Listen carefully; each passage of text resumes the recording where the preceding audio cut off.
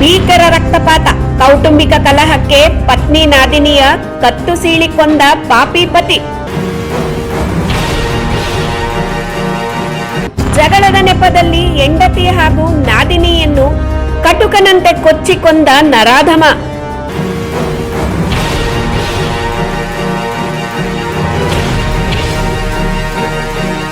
ಕೌಟುಂಬಿಕ ಕಲಹಕ್ಕೆ ಪತ್ನಿ ನಾದಿನಿಯನ್ನು ಕಟುಕನಂತೆ ಕೊಂದ ಪತಿ.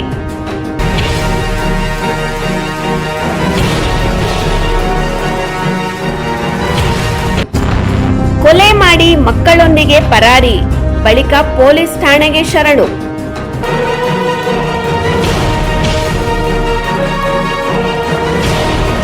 ಕೌಟುಂಬಿಕ ವಿರಸದ ಹಿನ್ನೆಲೆಯಲ್ಲಿ ಪತಿಯೊಬ್ಬ ತನ್ನ ಪತ್ನಿ ಹಾಗೂ ನಾದಿನಿಯನ್ನು ಅತ್ಯಂತ ಭೀಕರವಾಗಿ ಕೊಲೆ ಮಾಡಿರುವ ದಾರುಣ ಘಟನೆ ಚಿಂತಾಮಣಿ ನಗರದ ಜೆಜೆ ಕಾಲೋನಿಯಲ್ಲಿ ಮುಂಜಾನೆ ನಡೆದಿದೆ. ಕೋಲಾರ ಗಲ್ಪೇಟೆಯ ಮೂಲ ನಿವಾಸಿ 30 ವರ್ಷದ ಏಜಾಜ್ ಕೊಲೆ ಮಾಡಿದ ಆರೋಪಿಯಾಗಿದ್ದಾನೆ. ಘಟನೆಯಲ್ಲಿ ಆರೋಪಿಯ ಪತ್ನಿ ಶ್ಯಾಮ 25 ವರ್ಷ ಹಾಗೂ ಆಕೆಯ ತಂಗಿ ರೇಷ್ಮಾ 18 ವರ್ಷ ಕ್ರೂರವಾಗಿ ಹತ್ಯೆಗೊಳಗಾದ ದುರ್ದೈವಿಗಳಾಗಿದ್ದಾರೆ. ಚಿಂತಾಮಣಿ ಇದ್ದು ಮದುವೆ ಮಾಡಿಕೊಟ್ಟಿದ್ದು ಅವ್ರಿಗೆ ಕೋಲಾರಕ್ಕೆ. ಆ ಮಗುನು ಕೋಲಾರಲ್ಲಿ ಇತ್ತು. ಜಗಳ ಆದ ಮೇಲೆ ಮಗು ಚಿಂತಾಮಣಿಗೆ ಅವ್ರ ತಾಯಿ ಮನೆಗೆ ಬಂದು ಸೇರಿತ್ತು. ಶಮ್ಮ ಮತ್ತು ರೇಷ್ಮಾವನ್ನು ಏಜಾಜ್ ಖಾನ್ ಅನ್ನೋವನ್ನು ಕೊಲೆ ಮಾಡೋನು ಅಂತ ಗೊತ್ತಾಗಿದೆ. ನಾವು ಬೆಳಗ್ಗೆ ಫೋನ್ ಮಾಡಿದ್ವಿ. ಮಗುಗೆ ರೆಗ್ಯುಲರ್ ಮಾತಾಡೋಕ್ಕೆ 8:30 ಕಾಲ್ ಮಾಡ್ತಾರೆ, ಎದ್ದೊಳಿದಾರೆ ಮಕ್ಕಳು ಸೇರಿಸಿದಾರೆ ಅಂತ.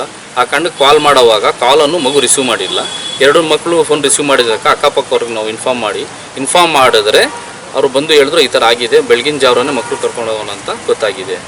ಏಜಾಜ್ ಖಾನ್ ಅವನು ಮಕ್ಕಳನ್ನು ನನ್ನ ನಾದಿನಿ ಇಬ್ಬರು ನಾದಿಗಳನ್ನು ಶಮಾ ಮತ್ತು ರೇಷ್ಮಾ ಅವಳಿನ ಕೊತ್ತನ್ನು ಕೊಯ್ದು ಅವನ ಮಕ್ಕಳನ್ನು ಕರ್ಕೊಂಡು ಹೋಗಿ ಕೋಲಾರಲ್ಲಿ ಸರೆಂಡರ್ ಆಗೋಣ ಅಂತ ಗೊತ್ತಾಗಿದೆ. ಪೊಲೀಸ್ ಮೂಲಗಳ ಪ್ರಕಾರ ಆರೋಪಿ ಏಜಾಜ್ ಮತ್ತು ಮೃತ ಶ್ಯಾಮ ದಂಪತಿಗಳಿಗೆ 2 ಗಂಡು ಮಕ್ಕಳು ಹಾಗೂ 1 ಹೆಣ್ಣು ಮಗುವಿದೆ. ಕಳೆದ 3-4 ತಿಂಗಳಿಂದ ದಂಪತಿಗಳ ನಡುವೆ ತೀವ್ರ ಸ್ವರೂಪದ ಕೌಟುಂಬಿಕ ಕಲಹಗಳು ನಡೆಯುತ್ತಿದ್ದವು. ಇದೇ ವಿರಸದ ಹಿನ್ನೆಲೆಯಲ್ಲಿ ಭಾನುವಾರ ರಾತ್ರಿ ಕೋಲಾರದಿಂದ ಚಿಂತಾಮಣಿಯಲ್ಲಿರುವ ಪತ್ನಿ ಮನೆಗೆ ಏಜಾಜ್ ಬಂದಿದ್ದನು. ರಾತ್ರಿಯೂ ಇಬ್ಬರ ನಡುವೆ ಗಲಾಟೆ ನಡೆದಿದ್ದು, ಸೋಮವಾರ ಮುಂಜಾನೆ 6 ಗಂಟೆಯ ಸುಮಾರಿಗೆ ಗಲಾಟೆ ವಿಕೋಪಕ್ಕೆ ತಿರುಗಿದೆ. ಇದರಿಂದ ಕೋಪೋದ್ರಿಕ್ತನಾದ ಏಜಾಜ್ ಪತ್ನಿ ಶ್ಯಾಮ ಹಾಗೂ ನಾದಿನಿ ರೇಷ್ಮಾ ಇಬ್ಬರನ್ನು ಭೀಕರವಾಗಿ ಹತ್ಯೆ ಮಾಡಿದ್ದಾನೆ. ನಾನು ಯಾವಾಗಲೂ ಗಲಾಟೆ, ನಾವು ಅದಕ್ಕೂ ಕೇಳಿ ಒಂದು ಚಾನ್ಸ್ ಅಂತ ಯಾವಾಗಲೂ ಹೋಗಿ ಅವ್ಳಿಗೆ ಇದು ಮಾಡಿ ಹೆಂಡತಿನೂ ದೂರ ಮಾಡಬಾರ್ದು ಅಂತ ನಾವು ಚಾನ್ಸ್ ಕೊಟ್ಟು ಹೋಗಿ ಕರ್ಕೊಂಡೋಗಿ ಬಿಟ್ಬಿಟ್ಟು ಬರ್ತಾ ಇದ್ದೆ. ನಿಮಗೆ ಈ ವಿಚಾರದ ಬಗ್ಗೆ ಈ ಥರ ಕೊಲೆ ಮಾಡ್ತಾನೆ ಅಂತ ಹೇಳ್ಕೊಳ್ತಾ ಇದ್ರು ಅವರು? ಅವ್ರಿಗೆ ಹೆಣ್ಸ್ಗೆ ಹೇಳ್ತಾ ಇದ್ರಂತ, ನಿಮ್ಮ ಅಕ್ಕವ್ರಿಗೆಲ್ಲ ಆಗ್ಬಿಡ್ತೀನಿ, ಅವ್ರು ಇದ್ದಾರೆ ಅಲ್ಲ ಅಂತ ನೀನು ಇದು ಮಾಡ್ತಾ ಇರೋದು, ಅವರು ಬೇಡ ನೀವು ಇದು ಬೇಡ, ಆಗ್ಬಿಟ್ಟು ನಾನೇ ಜೈಲಿಗೆ ಹೊರಟೋಗ್ತೀನಿ ಅಂತ ಅವ್ನು ಹೇಳ್ತಾ ಇದ್ದಂತೆ. ಡಬಲ್ ಮರ್ಡರ್ ಮಾಡಿದ ಬಳಿಕ ಆರೋಪಿ ಏಜಾಜ್ ತನ್ನ 3 ಮಕ್ಕಳನ್ನು ಕರೆದುಕೊಂಡು ಸ್ಥಳದಿಂದ ಕೋಲಾರಕ್ಕೆ ಪರಾರಿಯಾಗಿದ್ದನು. ಮಕ್ಕಳನ್ನು ಕೋಲಾರದ ತನ್ನ ಮನೆಯಲ್ಲಿ ಬಿಟ್ಟು ತದನಂತರ ಕೋಲಾರದ ಗಲ್ಪೇಟೆ ಪೊಲೀಸ್ ಠಾಣೆಗೆ ತೆರಳಿ ತಾನೇ ಸ್ವತಃ ಶರಣಾಗಿದ್ದಾನೆ. ಆರೋಪಿ ಶರಣಾದ ವಿಷಯ ತಿಳಿಯುತ್ತಿದ್ದಂತೆ ಚಿಂತಾಮಣಿ ನಗರ ಠಾಣೆಯ ಪೊಲೀಸರು ಕ್ಷಿಪ್ರ ಕಾರ್ಯಾಚರಣೆ ನಡೆಸಿ ಆರೋಪಿಯನ್ನು ತಮ್ಮ ವಶಕ್ಕೆ ಪಡೆದಿದ್ದಾರೆ. ಸ್ಥಳಕ್ಕೆ ಹಿರಿಯ ಪೊಲೀಸ್ ಅಧಿಕಾರಿಗಳ ಭೇಟಿ. ವಿಷಯ ತಿಳಿಯುತ್ತಿದ್ದಂತೆ ಘಟನಾ ಸ್ಥಳಕ್ಕೆ ಜಿಲ್ಲಾ ಪೊಲೀಸ್ ವರಿಷ್ಠಾಧಿಕಾರಿ ಕುಶಲ್ ಚೌಕ್ಸೆ, ಹೆಚ್ಚುವರಿ ಪೊಲೀಸ್ ಅಧಿಕಾರಿ ಜಗನ್ನಾಥ್ ರೈ ಸೇರಿದಂತೆ ಚಿಂತಾಮಣಿ ನಗರ ಮತ್ತು ಗ್ರಾಮಾಂತರ ಠಾಣೆಯ ಹಲವು ಇನ್ಸ್ಪೆಕ್ಟರ್ಗಳು ಹಾಗೂ ಅಧಿಕಾರಿಗಳು ಭೇಟಿ ನೀಡಿ ಪರಿಶೀಲನೆ ನಡೆಸಿದ್ದಾರೆ. ಈ ಭೀಕರ ಘಟನೆಗೆ ಸಂಬಂಧಿಸಿದಂತೆ ಚಿಂತಾಮಣಿ ನಗರ ಪೊಲೀಸ್ ಠಾಣೆಯಲ್ಲಿ ಪ್ರಕರಣ ದಾಖಲಾಗಿದ್ದು, ಪೊಲೀಸರು ಮುಂದಿನ ತನಿಖೆಯನ್ನು ಕೈಗೊಂಡಿದ್ದಾರೆ. ಒಂದೇ ಮನೆಯಲ್ಲಿ 2 ಯುವತಿಯರ ಭೀಕರ ಕೊಲೆಯಾಗಿರುವುದರಿಂದ ಜೆಜೆ ಕಾಲೋನಿಯ ನಿವಾಸಿಗಳಲ್ಲಿ ಸದ್ಯ ಆತಂಕದ ವಾತಾವರಣ ನಿರ್ಮಾಣವಾಗಿದೆ. ಅಲ್ಲಿ ಮಾರ್ನಿಂಗ್ ಇವತ್ತು 2 ಡಬಲ್ ಮರ್ಡರ್ ಕೇಸ್ ಒಂದು ರಿಪೋರ್ಟ್ ಆಗಿದೆ.